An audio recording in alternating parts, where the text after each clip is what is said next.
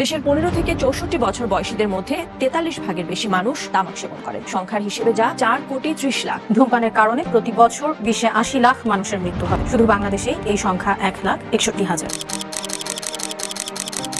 সবকিছুরই শুরুটা হয় খুব সাধারণভাবে। বন্ধুরা খাচ্ছে, আপনিও একবার ট্রাই করলেন, মনে হলো এটা কিছুই না, সময় কাটানোর একটা মাধ্যম। কিন্তু আপনি জানেন না, আপনার ফুসফুসে তখনই ঢুকছে এক ভয়ঙ্কর আসক্তির বীজ। তারই নাম হলো নিকোটিন।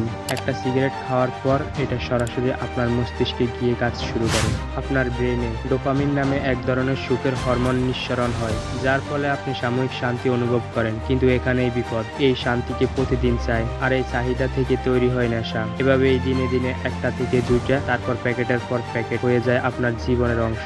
চাপ, দুশ্চিন্তা, একাকিত্ব, এইসব সময় আপনি সিগারেটকে ভাবেন বন্ধু, কিন্তু সত্যি বলতে সে আপনার সবচেয়ে বড় শত্রু।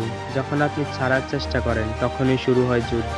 মাথা ব্যথা, ঘুম না হওয়া, রাগ, খিদে বেড়ে যাওয়া, এইসব উপসর্গ আপনাকে আবার টেনে নিয়ে যায় আগের জায়গায়। আপনার শরীর, আপনার পরিবার, আপনার ভবিষ্যৎ সব ধ্বংস হয়ে যাচ্ছে দুয়ার আড়ালে। একটি সিগারেট মানে 11 মিনিট জীবন কমে যাওয়া। কিভাবে সিগারেট খাওয়া কমাবেন? কাউন্সিলিং নিন, ধীরে ধীরে পরিমাণ কমান, নিকোটিন রিপ্লেসমেন্ট ব্যবহার করুন। সবচেয়ে বড় কথা, আপনার ভিতরে থাকা শক্তিকে জাগিয়ে তুলুন। আজ থেকে এই বদল শুরু করুন, কারণ জীবনটা দোয়ার নয়, রঙের হওয়া উচিত। স্ক্রিনে লেখা দেখানো, সিগারেট ছাড়ুন, জীবন বাঁচান।